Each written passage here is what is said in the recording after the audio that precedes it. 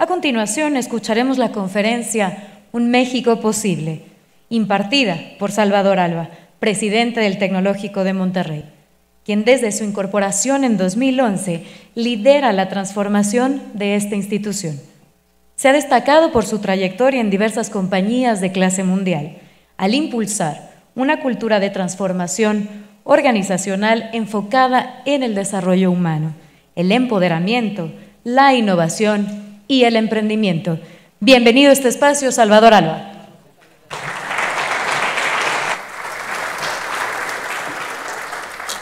Muy buenas tardes.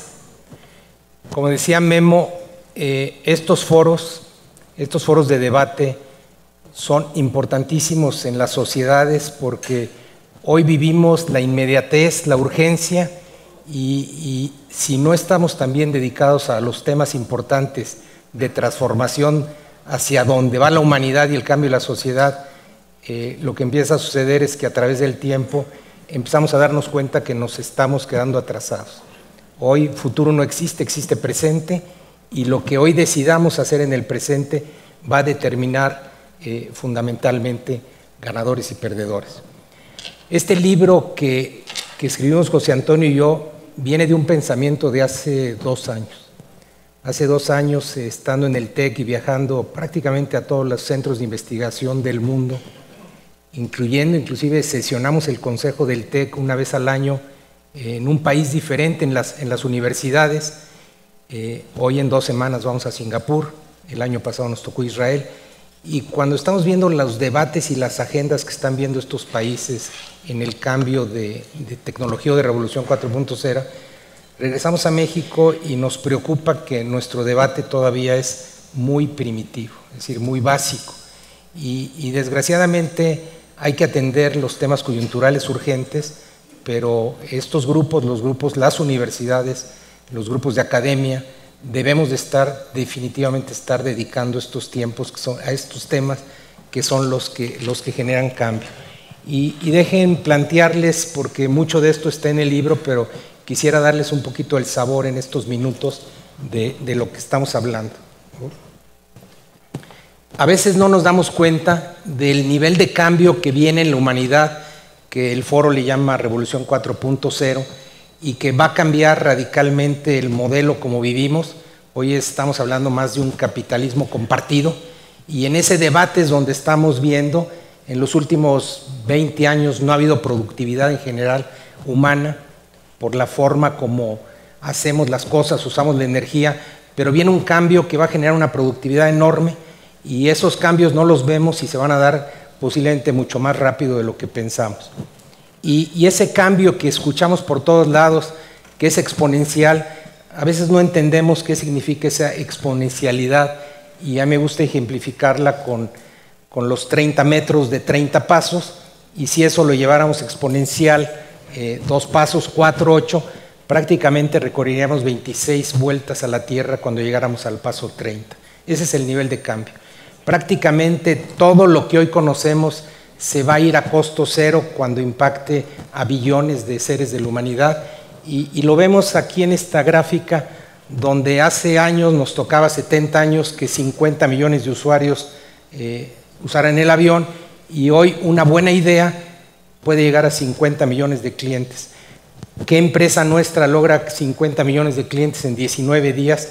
¿Qué quiere decir? Y 50 millones de clientes en una humanidad de más de 8,000 millones realmente es una cosa significante. Entonces, toda la educación, cuando impacte masivamente, pues va a tener un costo cero. Un buen profesor masificado va a estar en todos lados.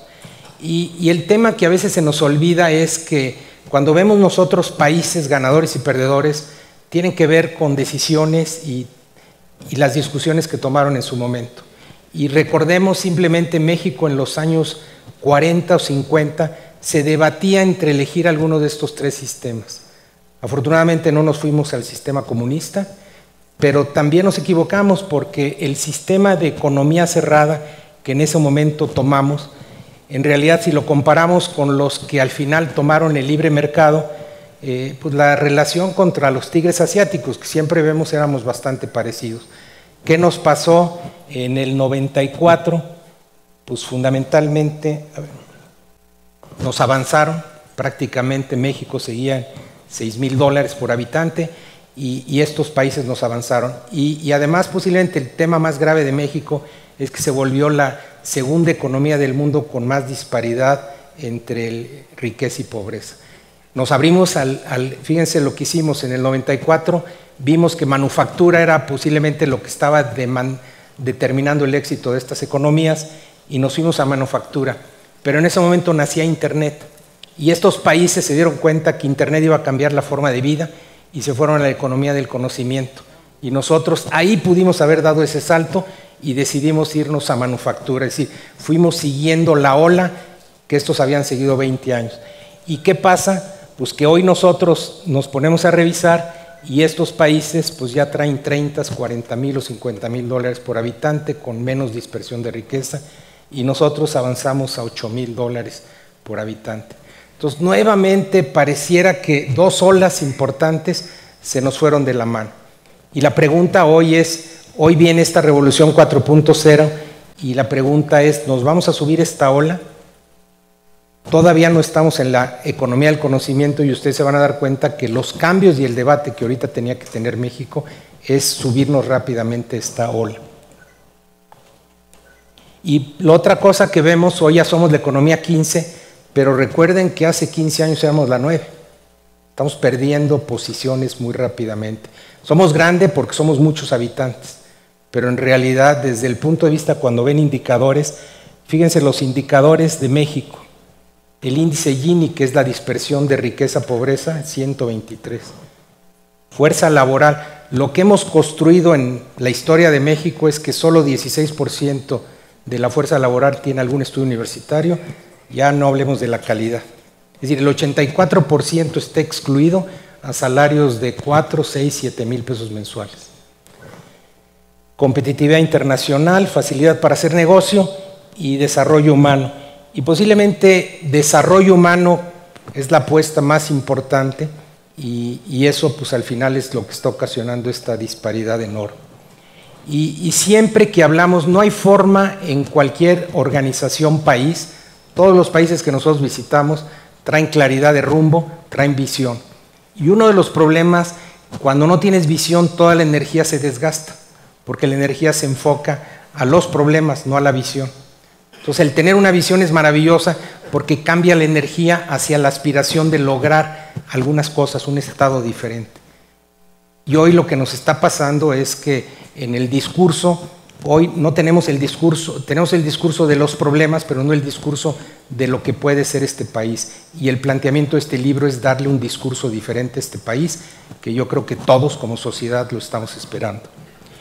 Y el tema, y ustedes lo saben y lo sabemos, en cualquier organización no es la visión, sino quién va a liderar un proceso de transformación y cambio.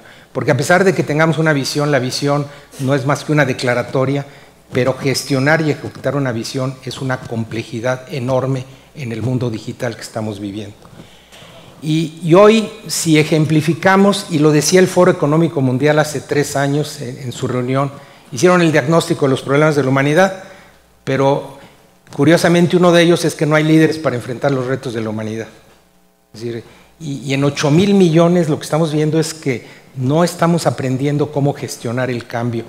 Y lo que hoy tenemos son muchos líderes que se enfocan en la tarea, que en esta inmediatez lo que hacen es diagnosticar dónde están los problemas y ahí estamos nosotros. Y los líderes que son muy difíciles de encontrar son aquellos que te inspiran, aquellos que no te solucionan necesariamente los problemas en su enfoque de corto plazo, pero te establecen lo que pueden ser. Y entonces aprenden a balancear en el trabajo urgente, pero siempre sin perder el premio, la promesa. Y hoy, pues unos siguen en el pasado y otros. El problema de cuando hablas de visión es que tienes que articular cambios de paradigma.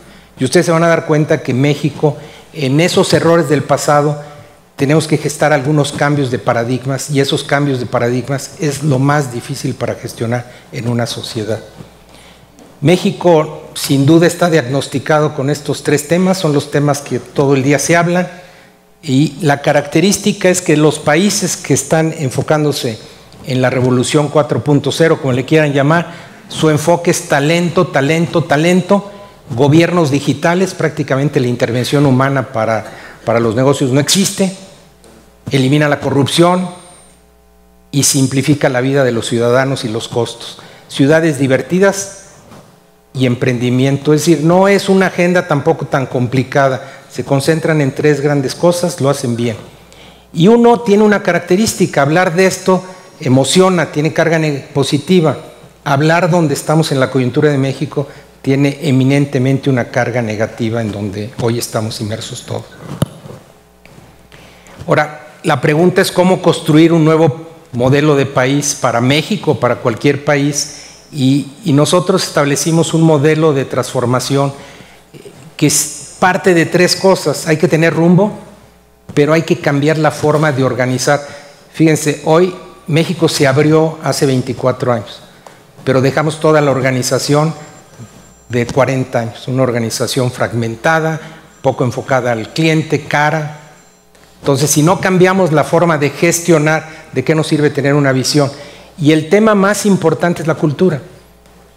Pero como pensamos que los intangibles no se miden, que hay que medirlos, es por mucho lo que cambia un país. Cuando ustedes ven sociedades como Japón, en realidad se basan, cuando ven esa puntualidad, esa mejora continua, son procesos de cultura que llevan años, pero son sus verdaderas ventajas competitivas. Entonces nosotros, este libro habla de ese esfuerzo de visión que articulamos, habla de la nueva organización, y ahorita les quiero plantear, porque salud se vuelve un factor muy importante en la organización de un gobierno a futuro, y la cultura la esbozo, pero es el tema, es el mayor esfuerzo y el que toma posiblemente lapsos de 7, 10 años para generar la transformación. Para establecer una visión, el problema de la dificultad es que si estamos a media tabla, ¿cómo articulas una visión creíble? Y cuando veíamos José Antonio y yo, lo que veíamos es que sí somos grandes, pero posiblemente lo que hoy tenemos, ese bono demográfico joven, esa pasión, ese orgullo, ese sentido, y que lo vimos en el sismo de septiembre, como a pesar de que no había autoridad en ese momento, salía la sociedad realmente a trabajar. Entonces sentimos que el México realmente, cuando tiene una dirección, una visión, podemos articular y hacer que las cosas sí sucedan. Y en eso fundamentamos mucho esta visión, en el México del sí. Y proponemos que al final hay que concentrarse en 4 diferenciadores, 4 estrategias fundamentales, y de ahí articulas las estrategias, los planes de acción, inclusive articulamos 10 métricas para gestionar el país México. Sin duda la primera es talento pujante, comprometido y capaz. La apuesta por talento es lo que todo mundo está haciendo. El tema vibrante espíritu emprendedor, si no lo tienes, es lo que está moviendo las economías. La ciudad es un gran lugar divertido y seguro para vivir.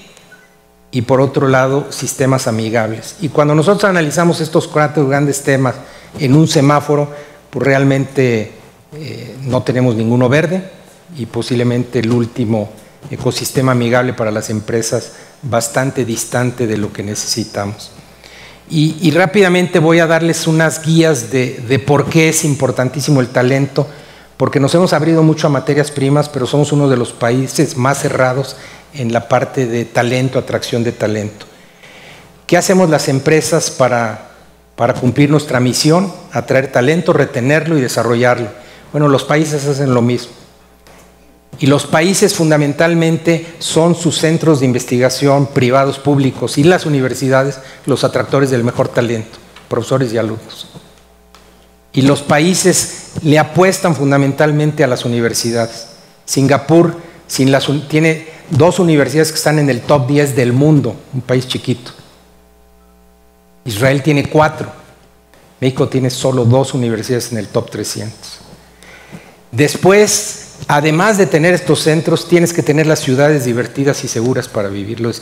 Hoy los jóvenes y el talento decide vivir no en países. Los países están perdiendo viabilidad realmente. Tenemos que construir ciudades y aprender a vivir en menos ciudades verticales. Y por otro lado, ambientes amigables al emprendimiento. Buenos impuestos, buena facilidad. Es decir, las reglas son lo mismo que hacemos en las empresas, no más que masificado a mayor volumen. Vibrante espíritu emprendedor, Hoy estamos viendo una empresa, Apple, se acerca a tener casi el valor de toda la economía mexicana, $1 trillón. Desde Cupertino puedes generar valor económico de este nivel. ¿Qué quiere decir? Si nosotros logramos incubar algunos de los desarrolladores de este cambio de humanidad desde México, prácticamente detonamos el cambio. Los unicornios son las empresas de tecnología que valen arriba de $1 billón. Obviamente no tenemos ninguna en México, ninguna en Latinoamérica. La mayoría están en Estados Unidos, en Silicon Valley. Pero cuando ustedes revisan las empresas más fuertes de México en valor económico en Estados Unidos, 4 hace 25 años no existían, inclusive son las más grandes. En México, las empresas en capitalización más grandes son las mismas. No vemos ninguna de la nueva tecnología. ¿Qué quiere decir? Que no estamos teniendo el ecosistema para poder armar. La mayoría de países, Suecia, Israel, su economía, las empresas que están teniendo mayor valor tienen menos de 5 años de fundadas. Es decir, sí se puede gestionar en corto plazo cambios de valor económico dramáticos si tienes los sistemas. Ciudades, nosotros le apostamos a la descentralización cuando el mundo se está volviendo urbano. Y hoy lo que eligen los jóvenes, el talento, son ciudades para vivir, dependiendo si son innovadoras.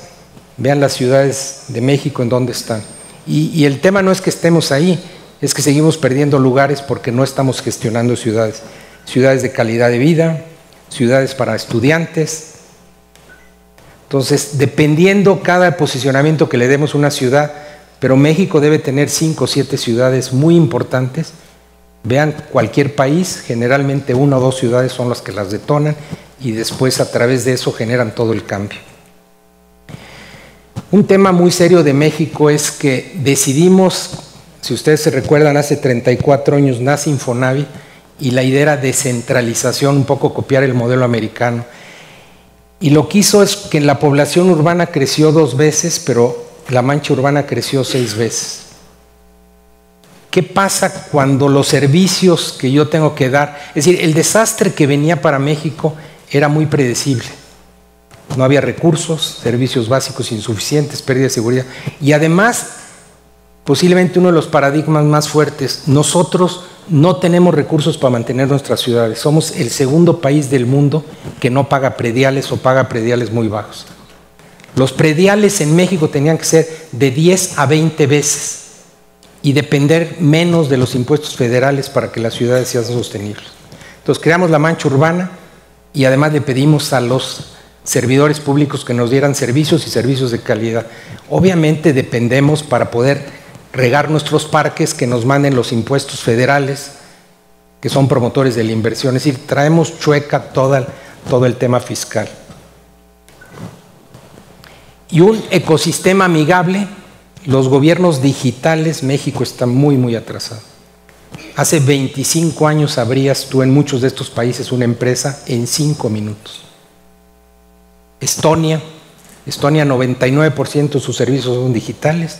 Hace 3 meses estuvo el presidente de Eslovaquia, un independiente, y estuvo en Monterrey. Yo le decía, oye, ¿qué hiciste diferente? Me dice, copié Estonia, puse el gobierno digital, lo puse a reportar a mí, y no hice ningún ruido, y a los 3 meses, fíjate, me dice, a los 3, 4 meses fui a visitar las oficinas, estaban vacías, y reduje 30% todos los gastos sin hacer ruido.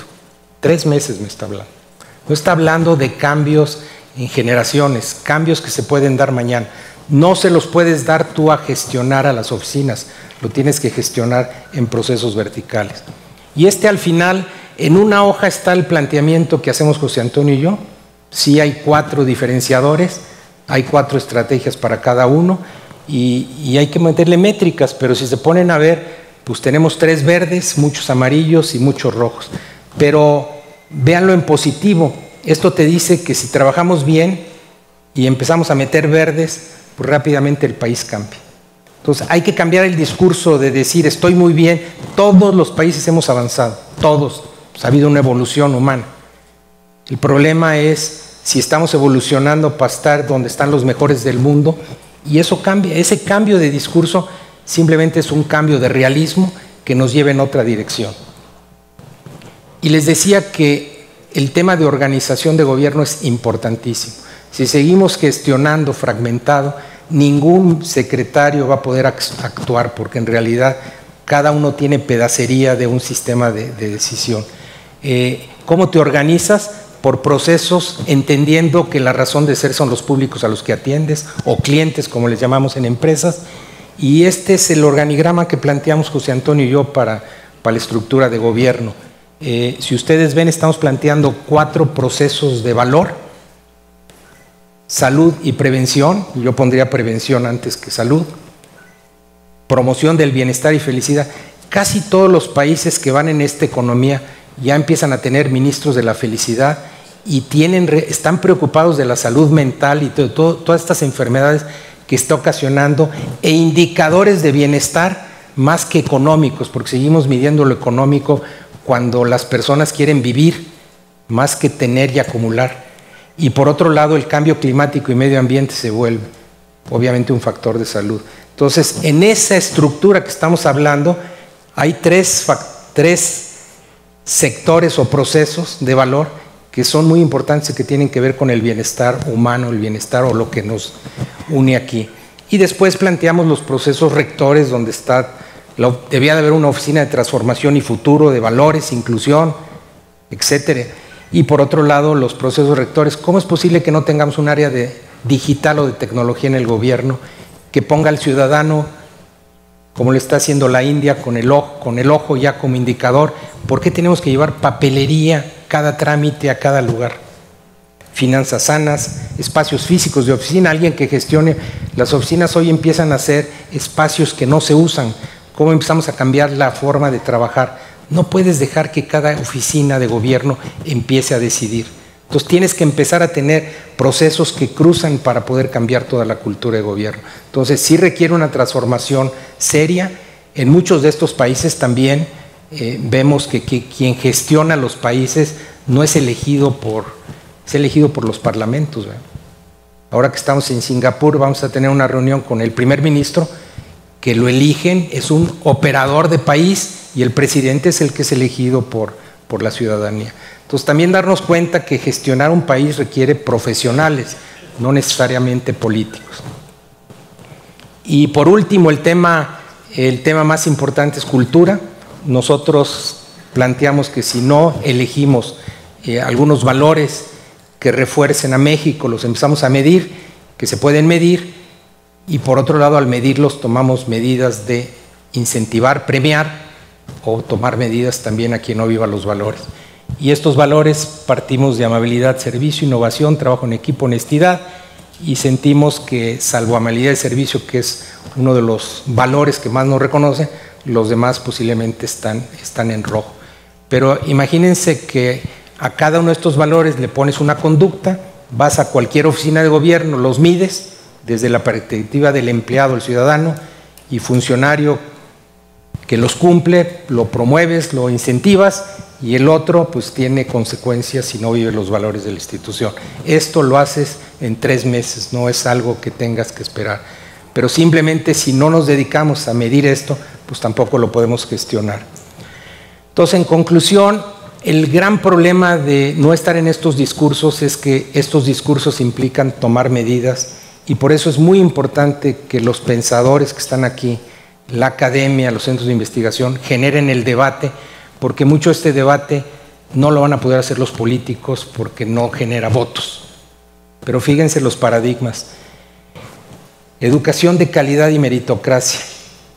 La meritocracia es lo único que te da movilidad social. Todos los países de los que hablamos, el esfuerzo es el que te permite, sin importar nivel socioeconómico, llegar arriba a las mejores universidades. Aquí la condición económica en la que naciste es la que determina la probabilidad de éxito del mexicano. Y esa desesperación de no poder tener un sistema meritocrático. Ideas que puedes hacer: imagínense mañana que México declara 200,000 becas para los mejores estudiantes, sin importar nivel socioeconómico, y ellos escogen las mejores escuelas o universidades públicas o privadas. En ese momento todos quieren estar en esa lista, los empleadores van a ir por esos, y cambias de la noche a la mañana el sistema meritocrático que hoy no tenemos. abrir las fronteras al talento. Traer talento para México es muy difícil. Nosotros, investigadores, estamos trayendo 150 profesores al año, los traemos muchas veces de países asiáticos, nos tarda 6 meses los trámites cuando nos debían de poner tapetito rojo para que vengan al país. Y cuando ustedes ven la cantidad de mexicanos que salen a estudiar al extranjero, son 30,000. Y los estudiantes que hay en nuestras universidades mexicanas son 0.2%, contra 18% en Australia. Es decir, realmente estamos abiertos a manufacturas, pero no al talento. Gobierno digital, nadie está hablando de gobierno digital y ese te mata la corrupción así. Densificar las ciudades nos va a doler porque yo oigo sobre todo, no a los chavos, a los adultos, que no queremos vivir en edificios, no queremos vivir en pequeños espacios y aprender a pagar impuestos prediales para poder bajar los impuestos federales. Es decir, el problema es que muchos de los cambios implican cambios de creencias. Y estos cambios de creencias están en nosotros, en muchos países simplemente ya pasaron este discurso, seguramente lo tuvieron. Entonces, esta es una invitación a generar debate y a generar debate buscando fundamentalmente ayudarle a los gobiernos, a quien sea electo, para romper algunos paradigmas que no nos dejan avanzar en la evolución de la nueva humanidad. Esa es la aportación de José Antonio y yo en este libro. Muchísimas gracias.